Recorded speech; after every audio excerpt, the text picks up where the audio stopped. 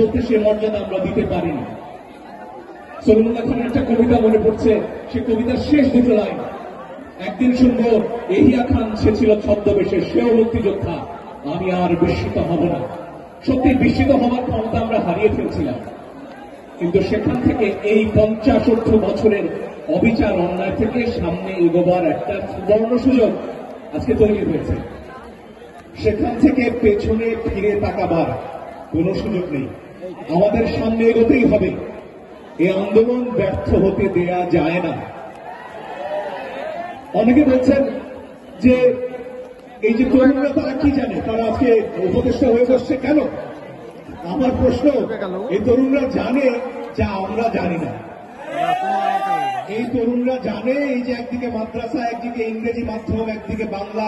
আমরা বলছি ওরে বাবা, এই ত্রিভঙ্গ শিক্ষা ব্যবস্থা ঠিক না করলে এ দেশকে একতাবদ্ধ করা যাবে না। তরুণরা করে দেখিয়েছে। আমি দেখেছি আমার নিজের চোখের সামনে, যেমন ইংরেজি মাধ্যমের ছাত্রীরা এসেছে, তেমনি মাদ্রাসার ছাত্রটি এসেছে, বেসরকারি বিশ্ববিদ্যালয় রুখে দাঁড়িয়েছে। যখন সরকারি বিশ্ববিদ্যালয়ে ছাত্ররা লড়াই করতে করতে রক্ত স্নাত হয়ে এক পর্যায়ে ক্লান্ত হয়ে পড়েছে। এই লড়াই যেমন থাকার, তেমনি এই লড়াই গোটা বাংলাদেশের, এটা ভুলে গেলে চলবে না। রাজশাহীতে মানুষ জীবন দিয়েছে, রংপুরে আবু সাইদ জীবন দিয়েছে, ঢাকায় আমার ছোট ভাই ফারহান জীবন দিয়েছে। শুধু ঢাকা, শুধু কেন্দ্র নিয়ে যদি আমরা থাকতাম, এই বিপ্লব কোনোদিন সফল হতো না। আজকে যারা দেশের নিয়ন্ত্রণ করতে এসেছেন, করছেন, যাদেরকে জনগণ ক্ষমতায় বসেছে, তাদের মনে রাখতে হবে কেন্দ্রে বসে শাসন করলে চলবে না। আপনাদের আসতে হবে রাজশাহীতে, আপনাদের শুনতে হবে দেশের প্রান্তিক মানুষের কথা। যিনি অটো চালান আজকে, তার কথা শুনতে হবে। যিনি রিক্সা চালাচ্ছেন, বলছেন ব্যাটারি না প্যাডেল, তার কথাও শুনতে হবে। সবাইকে নিয়ে বাংলাদেশ। আমি দেখেছি আমার বাড়ির কাছে বসিলায় যখন ছাত্রছাত্রীরা পিছিয়ে গেছে, শ্রমজীবী মানুষরা নেমে এসেছেন, তারা নিঃস্ব, তাদের হারাবার কিছু নেই, তারা বুলেটের মুখে দাঁড়িয়েছিল। ওই যে স্বরাষ্ট্রমন্ত্রী সাবেক, তার সামনে যখন একটা ভিডিও দেখানো হচ্ছিল যে স্যার একটা গুলি করলে একটাই হবে, আর কেউ পেছায় না, এরা সেই মানুষ। এই রিক্সালা, এই শ্রমিক, এই দিনমজুর, এরাই আমার বাংলাদেশ। এদেরকে ভুলে গেলে চলবে না। যিনি ধর্মভীরু তিনি বাংলাদেশ, যিনি হিন্দু তিনি বাংলাদেশ, যিনি মুসলমান যিনি বাংলাদেশ, যিনি বামপন্থী যিনি নাস্তিক তিনিও বাংলাদেশ। এই সবাই আমরা একসাথে হয়েছি বলেই আজকে নতুন বাংলাদেশের স্বপ্ন আমরা দেখতে পাচ্ছি। আমরা বলছিলাম না মত প্রকাশের স্বাধীনতা চাই, আসল কথা কি দ্বিমত প্রকাশের স্বাধীনতা চাই। আমরা লড়াই একসাথে করবো, কিন্তু দ্বিমত আমরা করব, কিন্তু কেউ যেন ভেবে না বসে এটা হচ্ছে গিয়ে বাংলাদেশে নতুন করে বিভাজন তৈরি। এত সহজে আমরা আর বিভক্ত হব না, কারণ এই যে সম্মিলিত শক্তি, তাদের যে কোনো একজনকেও যদি আমরা ব্যর্থ হতে দেই, আন্দোলন ব্যর্থ হবে। তাই সবাইকে নিয়ে, সবার দ্বিমতকে সামনে নিয়ে আমাদের অবশ্যই এগোতে হবে। এই বিপ্লবের সবচেয়ে বড় শক্তি তারুণ্য, কারণ তারা জানে কিভাবে দেশ চালাতে হয়, তারা জানে কিভাবে নতুন বাংলাদেশ গড়তে হয়। এই তরুণদের ব্যাপারে নজরুল বহু আগে বলে গিয়েছিলেন যে সাবধানী তোমাদের নেতা সেই খুব প্রিয় একটা কবিতা আমার। বিশ্ববিদ্যালয়ে যখন বন্ধুদের সাথে কখনো কবিতা আবৃত্তির সুযোগ হয়েছে, এই কবিতা একটু সবাই যদি বসে পড়েন তাহলে বোধহয় পেছনে সবাই দেখতে পাবেন। বৃষ্টিটা থেকে গেছে, চেয়ারটা নামে ফেলে আপনারা টের পাবেন, এখন আর বাড়ি পাত হচ্ছে না। শখ দেওয়া হতো, এই মাইক্রোফোনটা বৃষ্টির কারণে একটু একটু বৈদ্যুতিক শখ দিচ্ছে, তো একটু অভ্যাস হয়ে গেলে খারাপ হয় না। কারণ আমাদের আসলে প্রস্তুত থাকতে হবে, প্রস্তুত থাকতে হবে যে কোনো মুহূর্তে আবারও সর্বশক্তি দিয়ে লড়াই চালাবার জন্য।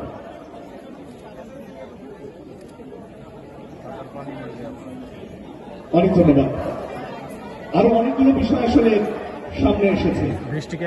এখানে প্রশ্ন এসেছে কেমন বাংলাদেশ আমরা চাই। সে প্রশ্নের উত্তর শুধুমাত্র এই দেশের মানুষ দিতে পারবে, এবং তার জন্য প্রয়োজন যারা সরকারে আছেন তাদের সবার সাথে আলোচনা শুরু করা। একটি আলোচনা এর মধ্যে শুরু হয়েছে প্রধান উপদেষ্টার নেতৃত্বে, তার উপর আমাদের সবার আস্থা আছে। আমরা আসলে হিসেব করছিলাম যে এত উচ্চশিক্ষিত মন্ত্রী পরিষদ বোধহয় বাংলাদেশের আগে কখনো পায়নি। এবং সে কারণেই তাদের সততা, তাদের যোগ্যতায় আমাদের আস্থা আছে। এবং এই আস্থা আছে মানে এই নয় যে আমরা প্রশ্ন করব না, আমরা অবশ্যই প্রশ্ন করব, কারণ প্রশ্ন করার অধিকার চেয়ে আসলে আমরা এই লড়াইয়ে নেমেছিলাম। আমার দেশের নারী প্রশ্ন করবে, আমার দেশের পুরুষ প্রশ্ন করবে, আমার দেশের পাহাড়ে যারা আছেন, যারা দীর্ঘদিন নির্যাতনের শিকার হয়েছেন, তারা প্রশ্ন করবেন। আমার দেশের পুলিশ সদস্যরা প্রশ্ন করবেন যে কারা তাদের এই বাহিনীর এই অবস্থা করলেন, তারা প্রশ্ন করবেন এবং তারা ধরিয়ে দেবেন সেই মানুষকে। যে ভিডিওটি কালকে রাত থেকে আমরা দেখছি এবং শিউরে উঠছি, একটি ভ্যানের মধ্যে লাশের পর লাশ স্তূপ করা হচ্ছে। আমরা এই জিনিসগুলো সাহিত্যে পড়েছি, কবিতায় পড়েছি যে লাশের স্তূপ নিজের চোখে দেখতে হবে, আসলে ভাবিনি আর যেন দেখতে না হয়। কিন্তু এই প্রশ্ন তো পুলিশ বাহিনীকে করতে হবে। যে সদস্য মনে করেন তিনি হালাল রুজি করেন, তাকে প্রশ্ন করতে হবে যে কারা এই কাজগুলো করেছে, তাদেরকে ধরিয়ে দিতে হবে যারা এই কাজগুলো করেছে, যারা নির্বিচারে গুলি করেছে, যিনি সেনাবাহিনীর সদস্য, যিনি বিজিবির সদস্য, যিনি সৎভাবে তার উপার্জন করতে চান, তাকে বলতে হবে তার কোন সহকর্মী এই অন্যায় করেছেন, এই গণহত্যায় অংশ নিয়েছেন। এবং এই বিচার থেকে থাকলে আসলে হবে না, বিচারের দাবি আমাদের তুলতে হবে। শহীদদের ভুলে গেলে চলবে না, আহতদের ভুলে গেলে চলবে না। এবং মুক্তিযুদ্ধের পরে আমরা যে ভুল করেছি, যে একটি জাতীয় ঐক্যমত্য আমরা আসলে গড়ে তুলিনি, একটি দলের ইচ্ছায় দেশ গঠন হয়েছে, এই ভুল আমরা আর করব না। আর একটি দলের ইচ্ছায় বাংলাদেশ রাষ্ট্র এগোবে না, কোন নির্দিষ্ট অংশের ইচ্ছায় বাংলাদেশ রাষ্ট্র এগোবে না। বাংলাদেশে আর পাহাড়ি সমতল, হিন্দু, বৌদ্ধ, মুসলিম, খ্রিস্টান নেই, শুধু আছে বাংলাদেশের নাগরিক। এবং এই নাগরিক অধিকারের জন্যই আমরা লড়াই করেছি এবং লড়াই আমাদেরকে চালিয়ে যেতে হবে। বিশ্ববিদ্যালয়ের ছাত্রছাত্রী, স্কুল কলেজের ছাত্রছাত্রীদের শীত নিদ্রায় চলে যাবার কোন সুযোগ নেই, সবাইকে জাগ্রত থাকতে হবে। বিশ্ববিদ্যালয়ে গণতন্ত্রের চর্চা হতে হবে, ছাত্র ইউনিয়নের নির্বাচন হবে।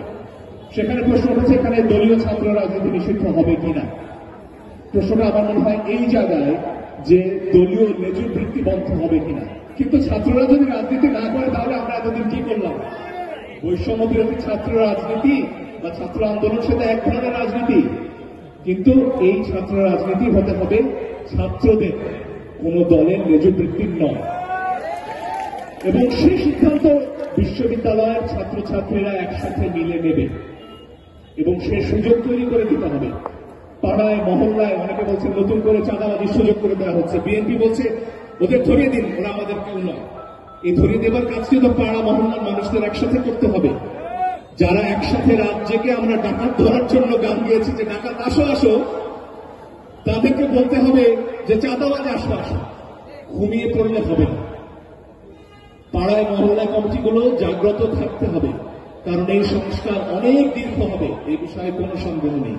আমাদের অর্থনীতির অবস্থা ভয়ঙ্কর, হাজার হাজার কোটি ডলার পাচার হয়েছে আমরা জানি। সেখানে ঘুরে দাঁড়াতে হলে আমাদের ধৈর্য ধারণ করতে হবে। আসলে একদিনে সমস্যার সমাধান হবে না। আনসারের যে ভাইরা তাদের সমস্যা নিয়ে গিয়েছেন, আমি জানি তাদের অনেক সমস্যা আছে, কিন্তু যেভাবে আন্দোলন তারা করতে চেয়েছিলেন এবং যত অল্প সময় তারা দাবি আদায় করতে চেয়েছেন, এটা যৌক্তিক নয়। নতুন সরকার 15 দিন 20 দিন গেছে, এদের সময় দিতে হবে, প্রধান উপদেষ্টা যেটা বলেছেন। এবং আমরা প্রশ্ন পুরো সময় ধরে করতে থাকবো, কিন্তু এই সরকারের কার্যক্রমকে আমরা যদি থমকে দেবার চেষ্টা করি তাহলে কিন্তু আমাদের স্বপ্ন আমরা অর্জন করতে পারবো না। তাই এগিয়ে যাওয়ার জন্য ধৈর্য ধারণ যেমন প্রয়োজন, একই সাথে সচেতন থাকা অনেক অনেক অনেক প্রয়োজন।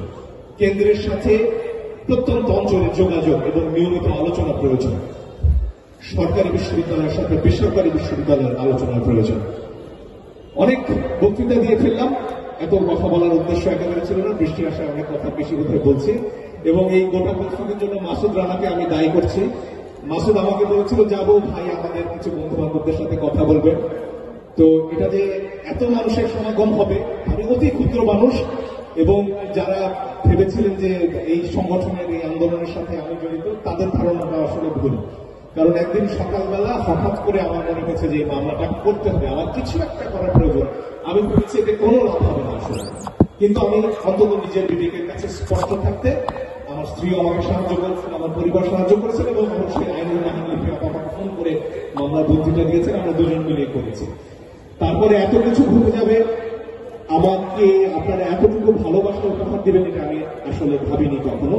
আমি কৃতজ্ঞ এবং আমি চেষ্টা করব এই ভালোবাসার সম্মান রাখা। কিন্তু আমি আসলে খুব নগণ্য একজন মানুষ। আসল হিরো, আসল নায়ক এই অভ্যুত্থানের মাসুদ রানার মতো অসংখ্য তরুণ, এবং তাদের কথা আমরা ভুলে যাব না এবং তাদের কথা